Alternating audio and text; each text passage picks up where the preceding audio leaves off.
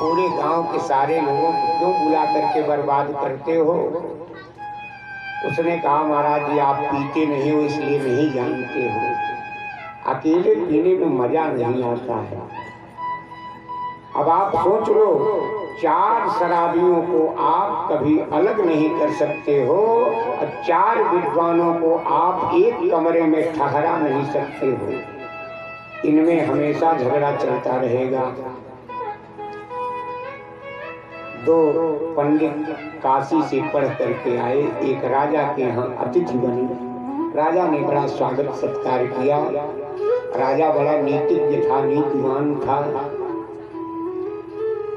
एक पंडित जी गए स्नान करने, जो दूसरे पंडित जी बैठे थे, राजा ने कहा महाराज आप तो वैसे ही बड़े ही दिव्य लग रहे हैं, विद्वान लग रहे हैं, लेकिन वो जो स्नान करने गए हैं वो भी तो विद्वान होंगे। ते पंडित जी कहते काहे का विद्वान, वो तो बैल है पूरा, ये तो हम अपने साथ में लिए फिरते हैं कि 1 से 2 भले होते हैं इसलिए साथ में लिए रहते, लेकिन है पूरा बैल। और जो वो स्नान करके आए, एक पंडित जी स्नान करने गए, तो राजा ने कहा महाराज जी आप तो ऐसे ही दिव्य लग रहे हो, बड़े विद्वान लग रहे हो, लेकिन वो जो स्नान करने गए वे भी तो विद्वान होंगे। ये पंडित जी कह रहे काहे का विद्वान, वो पूरा घोड़ा है, किसी काम का नहीं, बड़ा मक्कार है, लेकिन हम साथ में लिए फिरते हैं कि 1 से अच्छे 2 होते हैं। अब भैया दोनों विद्वान नहा करके आए। राजा ने कहा महाराज चलो भोजन तैयार है, भोजन कर लो। अब दोनों विद्वान जब भोजन के लिए बैठे तो राजा ने एक के सामने एक पलरी भूसा रखा, एक के सामने एक पलरी घास रख दिया। शुरू करो महाराज। दोनों बिगड़ गए, महाराज आप हमारा अपमान कर रहे हो। राजा ने कहा महाराज परिचय आपसे ही मिला है, परिचय आपने ही दिया है। बंधुओं कहानी तो बड़ी छोटी सी है, लेकिन संकेत क्या मिल रहा है कि अच्छे लोग जब तक आपस में एक दूसरे की बुराई करते रहेंगे तो समाज से आपको केवल घास और भूसा ही मिलता रहेगा और कुछ भी नहीं प्राप्त होने वाला। तो कहने का अभिप्राय सद्गुणी लोग आज भी एकत्र हो जाएं और एकत्र हो करके अगर अपने जीवन का मंथन करके अगर प्रेम का अमृत निकाल लें और सब में आपस में प्रेम करने लगे तो आज भी अच्छे लोग बुरे लोगों पर विजय प्राप्त कर लेंगे। लेकिन दुर्भाग्य है, देखो वैसे भी आप देखो, ध्यायतो विषयान् पुंसः संगस्तेषु उपजायते असंगात् संजायते कामः कामात् क्रोधोऽभिजायते क्रोधात् भवति सम्मोहः सम्मोहात् स्मृतिविभ्रमः स्मृतिभ्रंशात् बुद्धिनाशो बुद्धिनाशात् प्रणश्यति। वैसे भी आप देखो, एक बार मैं सोचने लगा कि आखिर ये दुर्गुणी लोग बुरे लोग आपस में संगठित क्यों रहते हैं, अब ये अच्छे लोग आपस में इकट्ठे क्यों नहीं रह पाते हैं। हमारे मन में यही एक विचार आया कि अच्छे लोगों को प्रशंसा मिलती है, इनकी स्तुति होती है, लोग इनको माला फूल पहनाते हैं, इनकी बढ़ाई करते हैं, इनकी पूजा करते हैं। और दुर्गुणियों की, खराब लोगों की लोग इनको लोग गालियां देते हैं। तो देखो, अगर आदमी की स्तुति हो, प्रशंसा हो, तो आदमी सोचता है हमको अकेले मिले और किसी को ना मिले। और अगर गाली मिलने लगे तो आदमी अकेले उसे नहीं भोगना चाहता, सबको साथ में लेकर के गाली पाना चाहता। स्तुति अकेले पाना चाहता है और गाली अकेले नहीं, सबको मिल करके।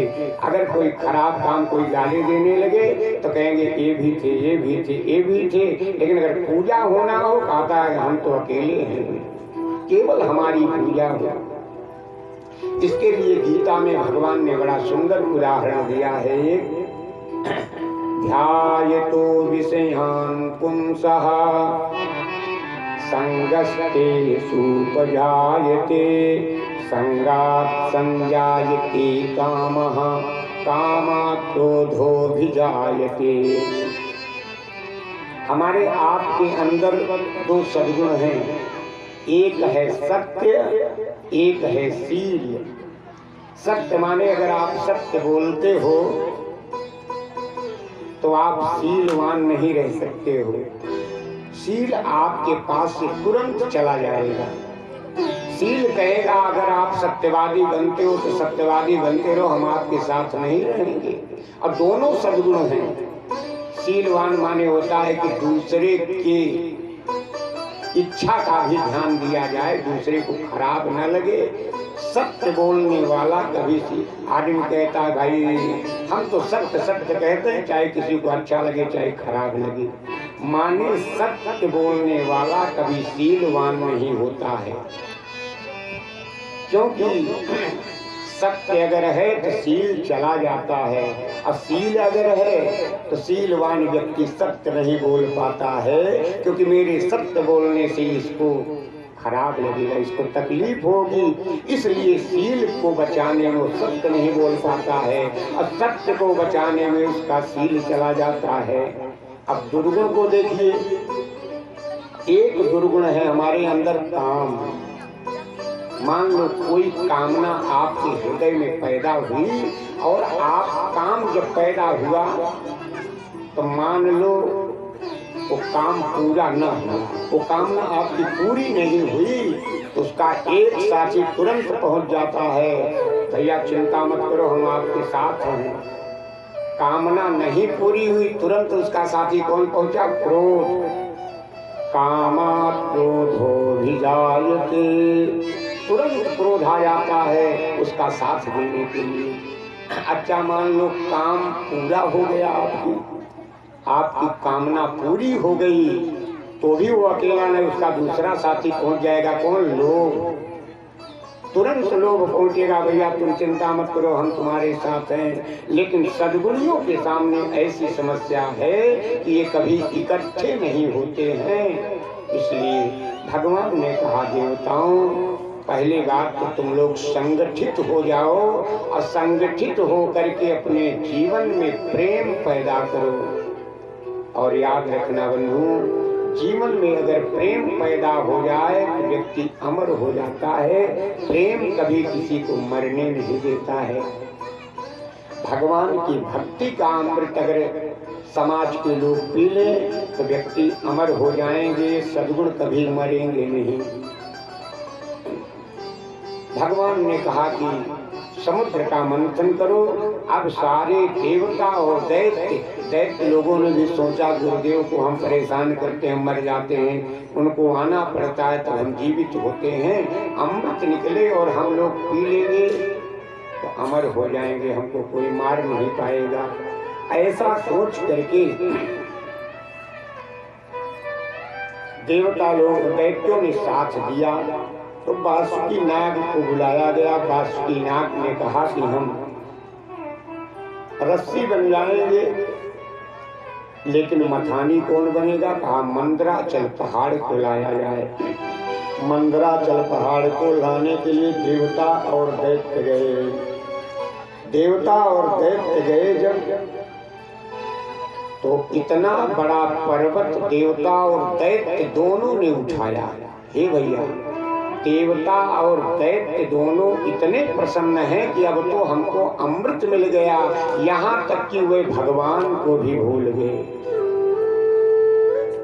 जीव कभी कभी अपने पुरुषार्थ के आगे भगवान को भी भूल जाता है, लेकिन भगवान कहते हैं भैया मेहनत तुम चाहे जितना करो, लेकिन जब तक मेरी कृपा नहीं होगी कोई काम तुम्हारा पूरा नहीं होगा। अब देवता और दैत्य सारे लोग मिल करके मंदराचल पहाड़ को उठाते हैं। दूर भारोद्वहस्रान्ताः शक्रवैरोचनादयः अपारयन्तस्तं बोधुं दिवसा विजन्मतो पशु निपतं स गिरिस्तत्र बहूनमर्दानमान् चूर्णयामास महता भारेण कनकाचलः। वो पहाड़ इतना भारी था कि सारे देवता दैत्य कुछ दूर चले और थक गए। कहते हैं बीच में ही पर्वत गिर गया, तमाम देवता और दैत्य उसके नीचे दब करके मर गए। अब देवता और दैत्यों को भगवान की याद आई। भगवान तुरंत वहीं प्रकट हो गए। इसलिए कहता हूँ भैया, परिश्रम चाहे जितना करो, लेकिन बिना कृपा के बिना काम नहीं चलता है।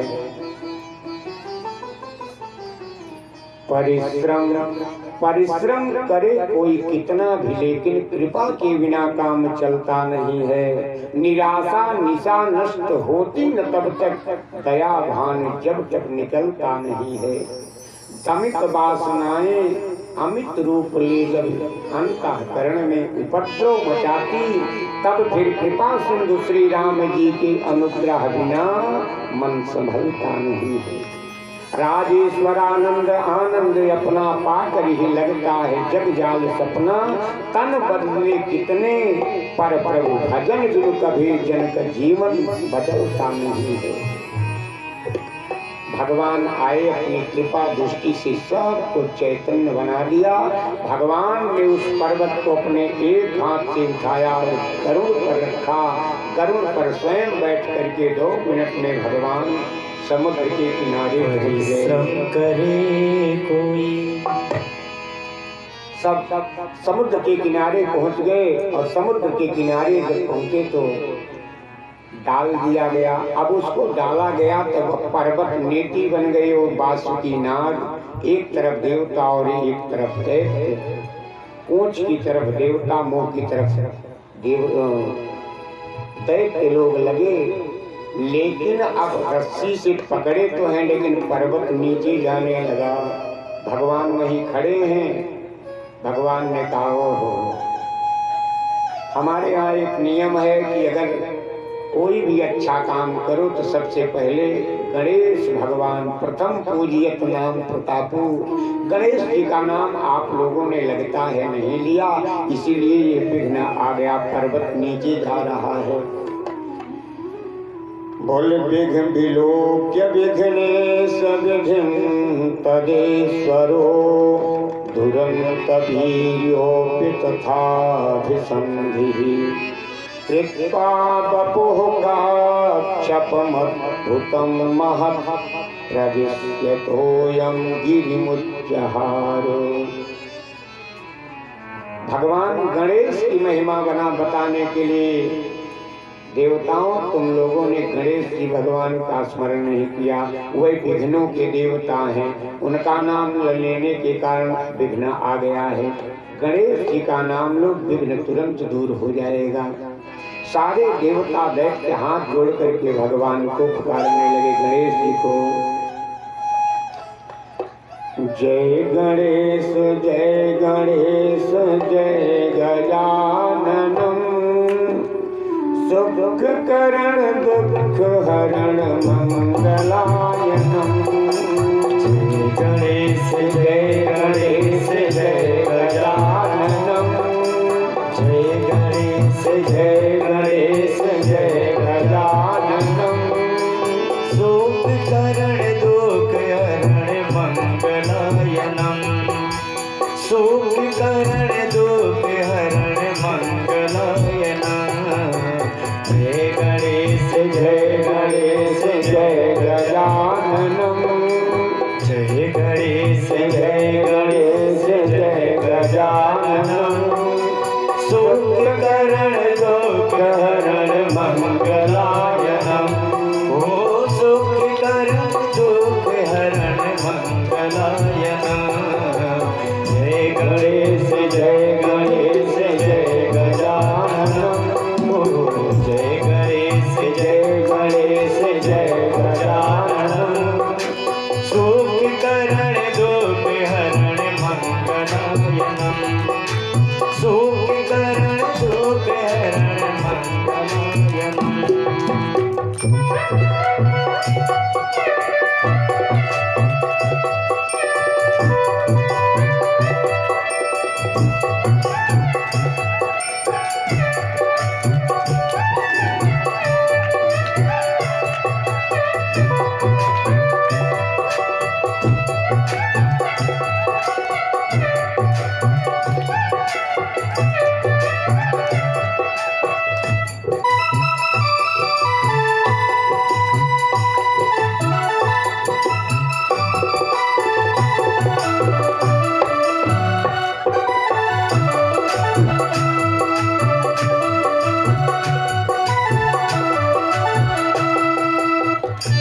बुद्धि हरण दुख करण सिद्धिदायकम। बुद्धि करण सुख बुद्धिदायकम। करण सुख करण बुद्धिदायकम। बुद्धि हरण दुख हरण सिद्धिदायकम। बुद्धि हरण दुख हरण सिद्धिदायकम। जय गणेश जय गणेश जय गजाननम। जय गणेश जय गणेश जय गजाननम। सुख करण दुख हरण मंगलायनम। जय गणेश जय गणेश जय गजाननम। जय गणेश जय गणेश जय गजाननम। सुख करण दुख हरण मंगलायनम। सुख करण दुख हरण मंगलायनम। तुरंत भगवान गणेश की महिमा को बढ़ाने के लिए कृत्वा बपुः काक्षपमद्भुतं महत् प्रविश्यतोऽयं गिरिमुच्चहार। भगवान ने एक विशाल कछुए का रूप बनाया।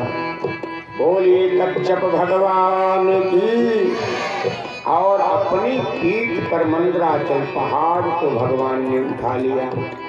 पर्वत ऊपर आ गया। देवता दैत्य बड़े प्रसन्न होकर के अब मंथन करने लगे। हे भैया, निकलना था अमृत, लेकिन उसमें से निकला जहर। ऐसा है, प्रेम का अमृत पाने के लिए कभी कभी भगवान की भक्ति का अमृत पाने के लिए हम आप सभी अपने जीवन का मंथन करते हैं। प्रेम को पाने के लिए, भगवान की भक्ति को पाने के लिए कभी आगे बढ़ करके देखो कितना जहर निकलता है समाज से। ज्यादा नहीं, थोड़ा सा आप तिलक लगाने लोगों, समाज से एक एक जहर निकलेगा। लोग क्या कहेंगे? खड़ुआ चंदन मधुरी वाणी दगे बाज की यही निशानी। लेकिन आप अमृत को तभी पाएंगे जब इस जहर को आप पी सकते हैं। सत्संग में आप आएंगे, तमाम प्रकार के लोग एक कब से भगत बन गए हो, ये सब पानियां निकलेंगी, ये सब जहर समाज से मिलेंगे। अगर इसको आप पी गए तभी समझ लेना आपके जीवन में प्रेम का अमृत मिलेगा। भगवान शंकर ने उस जहर को पान कर लिया।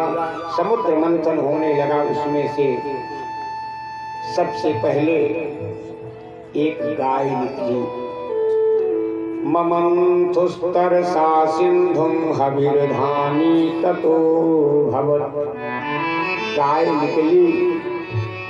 कहते हैं देवताओं ने कहा, भैया एक गाय है, अमृत हम सब पिएंगे, लेकिन इसको दान कर देना चाहिए। पहले सबसे पहले गौदान कर दो। कहते हैं उस गाय को ऋषियों को दे दिया गया। इनको यज्ञ करना है, इनको दूध, दही, घी और गोबर और गोमूत्र चाहिए यज्ञ के लिए। गाय ऋषियों को दे दी गई और दूसरी बार फिर उसमें से क्या निकला? ततुच्चैस्रवानामो हयो भूचंद्र पांडुरः। एक दिव्य घोड़ा निकला और घोड़ा ऐसा चमचमाता हुआ श्वेत रंग का था कि जिसको देख करके बलि राजा के मन में लालच आ गया। उसने सोचा अमृत निकलेगा तो निकलेगा, लेकिन पहले जो निकला है पहले इसको तो ले लें। और इधर भगवान ने देवताओं को समझाया था, देखो जीवन में अगर अमृत को पाना है तो अमृत उसी को मिलता है जो लोभ नहीं करता है और जो विवाद में नहीं फंसता है, कभी उसी को भगवान की भक्ति मिलती है, उसी को प्रेम भगवान का मिलता है। इसलिए देवताओं, तुम कोई भी चीज उसमें से निकले तो उसके लिए लालच मत करना और विवाद मत करना। हे भैया, कामी क्रोधी लालची इनते भक्ति न होए। भगवान की भक्ति और प्रेम को लालची व्यक्ति और विवाद करने वाला व्यक्ति कभी नहीं प्राप्त कर पाता है। कामी क्रोधी लालची इनते भक्ति न होए। भक्ति करे कोई सूरमा, जाति वर्ण कुल खोए। दुनिया कहे जो कहती रहे, ऐसे जहर को पीने वाला ही उसको अमृत को पा सकता है। देवता लोग मौन हो गए, महाराज आप लेना हो तो ले लो, लेकिन हे भैया, बलि राजा ने सोचा कि ये तो बहुत ही बढ़िया चीज निकली, इससे बढ़िया कोई चीज निकल नहीं सकती है। लेकिन बलि का अनुमान गड़बड़ हो गया, बलि का अनुमान गलत निकल गया। क्यों? कभी कभी लोगों का अनुमान गलत हो जाता है। एक व्यक्ति बहरे थे, कान से सुनते नहीं थे, और जो कहीं जाते थे तो अपने साथ में एक लड़का लेकर के जाते थे कि जब मैं चलूंगा वहाँ तो अगर मैं कुछ कहूँगा उत्तर में वो व्यक्ति कुछ कहे तो जोर से हमारे कान में तुम कहना, मैं जवाब फिर दूंगा। एक आदमी लेकर के जाते थे। एक दिन वो लड़का नहीं था और उनके कोई मित्र थे, वो बीमार हो गए थे, तो उन्हीं को देखने जाना था। तो लोगों ने, घर वालों ने कहा कैसे जाओगे आप, वो लड़का तो है नहीं। तो उन्होंने कहा कौन बड़ी बात, देखने ही तो जाना है, कौन बहुत बड़ी बात थोड़ी करनी है। लोगों ने कहा लेकिन फिर भी वो पूछेंगे तो कैसे जवाब दोगे, आप तो सुनोगे नहीं। कहा अंदाज से जवाब दे देंगे, अनुमान लगा लेंगे। भैया गए, वो बेचारा बीमार आदमी मित्र पड़ा था। ये जाते ही बड़े जो देखे, बहरा आदमी धीरे बोल ही नहीं सकता है, वो सोचता है जैसे हम सुनते हैं इसे सब सुनते होंगे। तो बड़े जोर से वो बोला कि अब तबीयत कैसी है। तो बेचारा एकदम कराहरा था। उसने कहा मर रहे हैं। ये सोचे कह रहे हैं कि आप पहले से अच्छे, लोग ऐसे ही कहते हैं। तो कह रहे अरे बड़ी बड़ी बहुत बड़ी भगवान की कृपा है आपके ऊपर। तो अब वो और जल भूल गया कि ये तो गड़बड़, हम मर रहे हैं और ये कह रहे हैं बड़ी कृपा है भगवान की। तो आगे फिर पूछ रहे हैं इलाज किसका चल रहा है, कौन से डॉक्टर का इलाज चल रहा है। तुम्हारे गुस्से से उसने कहा यमराज का। ये समझे कोई डॉक्टर करना, हाँ वो तो बहुत अच्छे डॉक्टर हैं, उनका बड़ा बढ़िया अस्पताल चलता है, उनके यहाँ बहुत रोगी पहुँचते रहते हैं रोज, आपको भी बड़ी जल्दी ठीक कर देंगे। ए भैया, अब उन्होंने फिर प्रश्न किया खाने को क्या बताया है। तो उसने कहा पत्थर का वो है तो बहुत हल्का भोजन होता है, बहुत बढ़िया है, बहुत जल्दी पच जाता है। अनुमान कभी कभी गलत हो जाता है। एक डॉक्टर साहब के पास एक व्यक्ति गया दांत उखड़वाने। उस समय शून्य करने की व्यवस्था नहीं थी, तो डॉक्टर ने कहा कि दांत निकलवाना है और शून्य करने की व्यवस्था मेरे पास है नहीं, थोड़ा दर्द होगा लेकिन मैं दांत निकाल दूंगा, हिम्मत थोड़ा बांधो। तो उसने कहा कि नहीं डॉक्टर साहब, दर्द तो मैं नहीं सह पाऊंगा। तो कहा क्या कुछ नशा करते हो? शराब पीता हूँ कभी कभी। तो उन्होंने कहा कि गलत चीज का उपयोग अच्छे में कर लेना चाहिए। शराब मंगवाया, उसको शराब पिलाया। शराब उसने पिया तो कहा अब कुछ हिम्मत आई तुम्हारे अंदर? तो कहा हाँ कुछ कुछ तो आई। कहा और पिलाओ इसको, और पिलाया। और जब पिलाया तो कहा अब हिम्मत आई। तब तक वो मूंछों पर ताव देकर के खड़ा हो गया। कहा देखता हूँ किसकी हिम्मत है मेरे दांतों पे हाथ लगा के देखे। अनुमान उल्टा हो गया। बलि राजा ने सोचा था इस घोड़े से अच्छी चीज कोई निकल नहीं सकती है, मैंने ले लिया है, अब कोई खराब चीज निकलेगी दूसरा लेगा कोई। लेकिन इसके बाद क्या निकला? बोले तत् ऐरावतो नामो वारणेन्द्रो विनिर्गतः दन्तैश्चतुर्भिः श्वेतार्द्र हरन् भगवतो महीम्। एक दिव्य हाथी, संसार के हाथी काले काले होते हैं, लेकिन ऐरावत हाथी बर्फ के समान सफेद सुंदर। और दुनिया में हाथियों के 2 दांत होते हैं, लेकिन उस ऐरावत हाथी के 4 दांत थे। बलि हाथ मलने लगा कि मैंने गड़बड़ी किया, लोभ लालच में पड़ करके वो हाथी मिल गया इंद्र को। इसके बाद कौस्तुभ मणि निकली। कौस्तुभ मणि की एक विशेषता है, उसको लेना तो सब चाहते थे, लेकिन कौस्तुभ मणि में उसको कैसे पहनेंगे आप? क्योंकि उसमें डोरा तो जाने से तो उसमें छेद होता नहीं है। भगवान खड़े थे, कौस्तुभ मणि भगवान की छाती में जाकर के चिपक गई। अप्सराएं निकली, उन्हें नाचने गाने के लिए वैकुंठ में दे दिया गया। कल्पवृक्ष निकला। इसी प्रकार से अंत में अब अमृत का नंबर आया। तो एक शुभ्र श्वेत वस्त्र पहने, श्वेत धोती पहने, मस्तक पर तिलक, लंबी लंबी जटाएं और हाथ में सोने का कलश लिए हुए। हाँ, इसके पहले लक्ष्मी मैया भी निकली थी। लक्ष्मी मैया जिस समय निकली तो उनको देख करके सब मोहित हो गए। सबकी इच्छा होने लगी कि लक्ष्मी जी हमको मिल जाएं, लक्ष्मी जी हमको मिल जाएं। ये भैया, नारायण को कोई नहीं चाहता है, लक्ष्मी को सब चाहते हैं। अब लक्ष्मी जी जब निकली तो कहते हैं उनको देख करके उनको सब चाहने लगे। देव गुरु बृहस्पति ने कहा देखो भाई, अभी तक समुद्र से जो कुछ भी निकला उसको तो सबने आपस में बांट लिया। वो चीजें थी, वस्तु थी, लेकिन लक्ष्मी कोई वस्तु नहीं है कि जो चाहे जिसको दे दिया जाए। लक्ष्मी के हाथ में एक जयमाला दे दिया जाए, लक्ष्मी जिसके गले में जयमाला डाल देगी वही लक्ष्मी को पाएगा। अब सारे देवता और दैत्य लाइन से स्नान करके सुंदर सुंदर वस्त्र पहन करके बैठ गए। और बैठने के बाद लक्ष्मी जी जयमाला लेकर के चली। यहीं से जयमाल प्रथा शुरू होती है। सबसे पहले लक्ष्मी मैया ने ही जयमाला डाला थे भगवान के गले में। भगवान यहीं पर लक्ष्मी नारायण बने हैं। अब उसी की नकल आज हम लोग भी जयमाल करते हैं। बुराई तो कोई नहीं है, करना भी चाहिए, क्योंकि हर्ज क्या है, लेकिन हर्ज तब होता है जब व्यक्ति केवल जयमाल में ही पूरा तन मन धन सर्वस्व नष्ट कर देता है।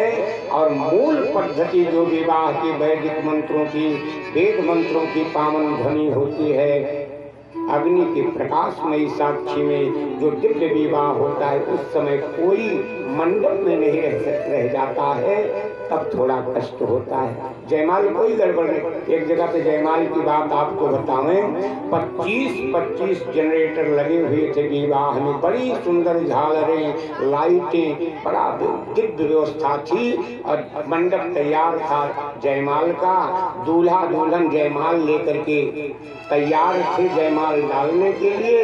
इतने में संजोग देखिए कि जनरेटर का तार कहीं से छटक गया जयमाल वाला से, तब वहाँ पूरा अंधेरा हो गया। अब बड़ी देर तक बड़े लोग परेशान हुए, लेकिन जयमाल का जनरेटर ठीक नहीं हुआ, लाइट नहीं आई। पंडित जी ने कहा भाई मुहूर्त बीता जा रहा है, इसलिए जयमाल डाल दिया जाए। पंडित जी के कहने से जयमाल डाल दिया गया। इतने में बिजली आ गई। लोगों ने देखा कि दुल्हन ने नौआ के गले में डाल दिया था और दुल्हा ने सास के गले में जयमाल डाल दिया था। तो अंधेरे में कम से कम बचे रहिए, अंधेरे में जयमाल मत करिए।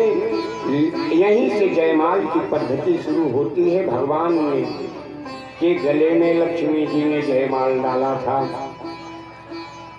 लक्ष्मी जी ने सबके ऊपर निगाह डाला। क्वचित चिरायुर्नहि शील मंगलम क्वचित तदप्यस्ति न वेद्यमायुषः यत्रो भयं पुत्र च सोऽप्यमङ्गलः सुमङ्गलः कश्चन काङ्क्षते हि माम्। सबके अंदर कोई न कोई दोष लक्ष्मी को दिखाई दिया।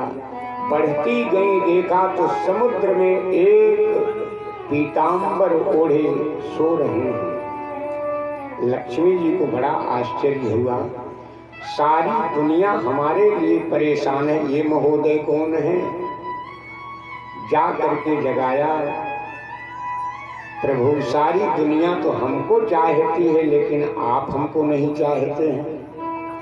भगवान ने कहा देवी मैं दुनिया में किसी को नहीं चाहता हूँ, लेकिन जो हमको चाहता है हम उसी को चाहते हैं। भगवती लक्ष्मी ने भगवान के गले में जयमाल डाल दिया। बोले लक्ष्मी नारायण भगवान की। अब धन्वंतरी जी महाराज सोने का कलश लेकर के निकले। जैसे ही दैत्यों ने, देवता लोग कुछ समझ पाते इसके पहले ही दैत्यों ने दौड़ करके उस सोने का कलश छीन लिया। लेकिन छीनने के बाद क्या हुआ? आपस में दैत्यों में ही झगड़ा हो गया। अहम पूर्वम नत्वमिति प्रभो। पहले मैं पीऊंगा ऐसा कहकर के आपस में ही झगड़ा करने लगे। अब भगवान ने बताया था अमृत उसी को मिलेगा जो विवाद नहीं करता है और जो लोभ नहीं करता है। इसलिए देवता लोग शांत रहे, लेकिन दैत्य लोग आपस में लड़ रहे हैं। सारे देवताओं ने भगवान का स्मरण किया। भगवान पधारे। प्रभु दैत्य लोग तो लेकर के भग गए अमृत, अब हमको कैसे मिले? दैत्य लोग तो वैसे ही बलवान हैं, अमृत पीने के बाद तो वे हमको रहने नहीं देंगे दुनिया में। भगवान ने कहा तो हम क्या करें? कहा प्रभु आप भगवान हैं, आप तो सब कुछ कर सकते हैं। भगवान ने कहा सुनो देवताओं ने कहा प्रभु आप भगवान हैं, आपके एक नजर टेढ़ी करने पर सृष्टि का बंडाढार हो जाता है। छूची भरी भरी ढरका में जब चाहे तब फेर भरा में एक निमेष मात्र में प्रलय हो सकती है। आप कहते हो मैं कुछ नहीं कर सकता हूँ। प्रभु क्या आप इस राक्षसों को मार नहीं सकते हैं? इसके पहले तो आपने तमाम राक्षसों को मारा है। भगवान ने कहा सब कमजोर थे इसलिए मैंने उनको मार डाला। लेकिन ये बलि है, बलि माने बलवान। हे भैया बलवानों से भगवान भी डरा करते हैं। कहते हैं कमजोर की लुगाई गांव भर की हो जाए। कमजोर, और मैं तो कहूँगा समाज में कभी भी व्यक्ति को कमजोर बन करके नहीं जीना चाहिए। भगवान कह रहे हैं कि इसके पहले मैंने हिरण्याक्ष को मारा, हिरण्याकश्यप को मारा, तमाम राक्षसों को मैंने मारा, मुझे कोई परेशानी नहीं होती है। लेकिन इस बलि को मारने में मुझे दिक्कत हो रही है, क्योंकि ये बलि है। बलि माने बलवान है। महाराज ये बलवान कैसे बन गया? देखो बलि व्यक्ति कब बनता है? क्योंकि बलि के गुरुदेव हैं शुक्राचार्य जी महाराज। शुक्राचार्य माने शुक्र, शुक्र माने होता है वीर्य। जो अपने जीवन में वीर्य को महत्व देता है, वीर्य माने ब्रह्मचर्य को महत्व देता है, वही समाज में बलवान बन जाता है, वही बलि बन जाता है। और बलि ऐसा बलि बन गया है अपने गुरुदेव शुक्राचार्य की पूजा से कि आज उसको मारने के लिए भगवान को भी हिम्मत नहीं पड़ रही, मैं इसको मार नहीं पाऊंगा। और मैं भी, भगवान भी कह रहे हैं दुनिया वालों, समाज में कभी भी कमजोर बनकर के मत जीना, क्योंकि समाज में तुम जितने ज्यादा दबोगे समाज आपको उतना और ज्यादा दबाएगा। नवरात्रि में दुर्गा जी का व्रत लोग करते हैं, पूजा करते हैं, और उसी नवरात्रि में कुछ लोग दुर्गा जी के सामने बलि चढ़ाते हैं। बलि चढ़ाने का क्या मतलब? एक बकरा ले आकर के उसको काट देते हैं, दुर्गा जी के सामने बलिदान करते हैं।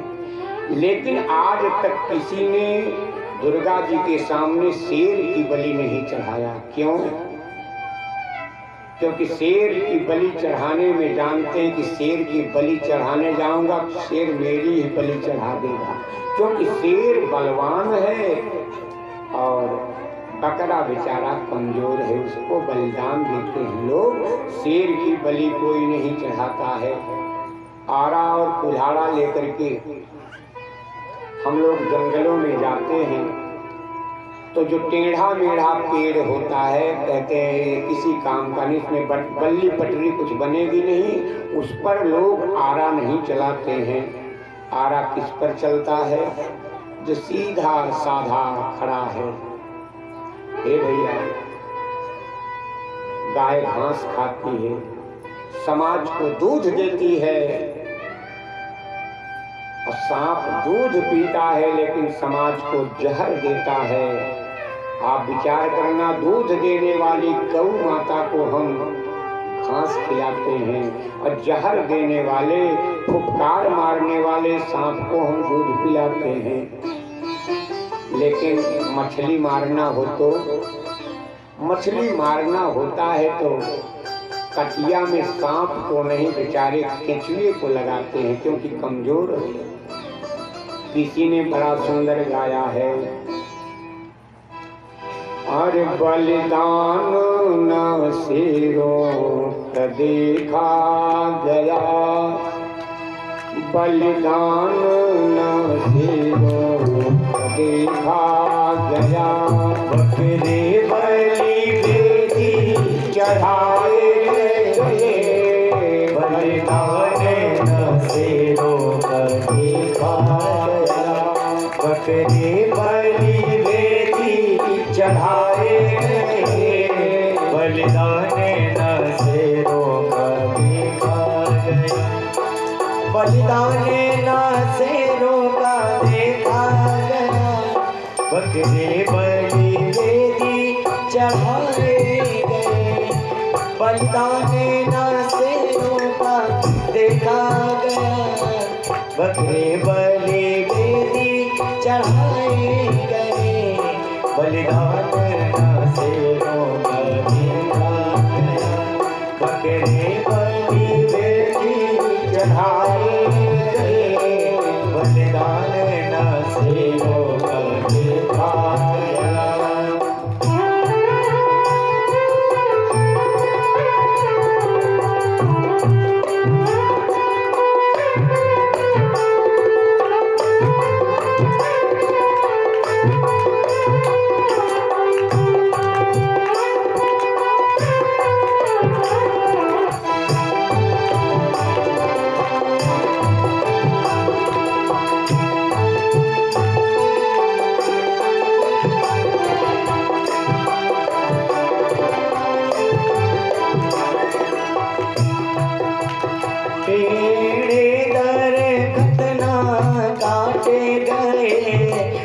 सीधे पे आरे चलाए गए, तेरे दर कतना काटे गए, सदा सीधे के आरे जलाए गए, विषधारी को दूध पिलाया गया, विषधारी को दूध पिलाया गया।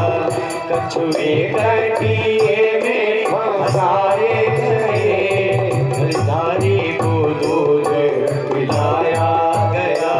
कछुए कटिए में फंसाए गए, बलिदान न शेरों का देखा गया।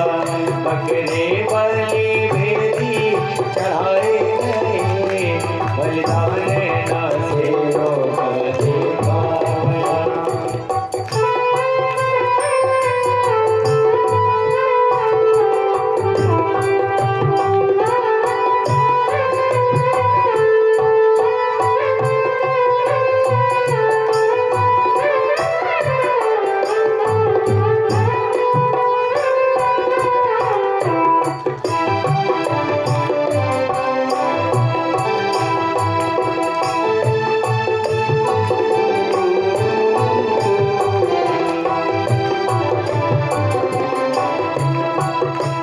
बलवानों का पालना बाका हुआ, सदा निर्बल ही सताए गए।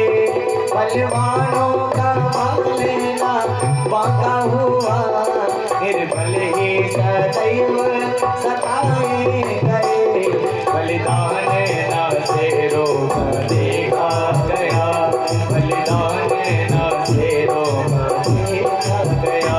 बकरी बलि भेदी चढ़ाए गए, बलिदान न शेरों का देखा गया। बकरी बलि भेदी चढ़ाए गए, बलिदान न शेरों का देखा गया। बलिदान न शेरों का देखा गया, बकरी बलि भेदी चढ़ाए गए, बलिदान न शेरों का देखा गया। बकरी बलि भेदी चढ़ाए गए, बलिदान न शेरों का देखा गया। बकरी बलि भेदी चढ़ाए गए, बलिदान न शेरों का देखा गया, बलिदान न शेरों का देखा गया, बलिदान न शेरों का देखा गया। अपने गुरुदेव शुक्राचार्य की सेवा करके राजा बहुत बड़ी बलि बन गया है, बलवान बन गया है। इतना बलवान बन गया कि भगवान भी उसको मारने में डर रहे हैं। तो भगवान क्या बन गए? हे भैया, बल से भगवान आज बलि को नहीं मार पा रहे हैं, तो भगवान अबला बन गए। अबला माने जिसके पास बल नहीं है, ऐसे अबला भगवान बन गए। बोल जिनकी अति सुंदरता नल में, भगवान तुरंत क्या बन गए? एक तस्मिन् अंतरे विष्णु सर्वोपाय विधीश्वरः, यो सिद्धरूपमनिर्देश्यं दधारो परमाद्भुतम्। जहाँ बल से काम नहीं चला तो भगवान अबला बन करके बलि को मारने चले हैं, अब फिर भी नहीं मार पा रहे हैं। भगवान अबला क्यों बन गए? कहने के लिए दुनिया में मेरी इन माताओं को लोग अबला कहते हैं, लेकिन इन अबलाओं ने बड़े बड़े बलवानों, बड़े बड़े पहलवानों को भी परास्त किया है।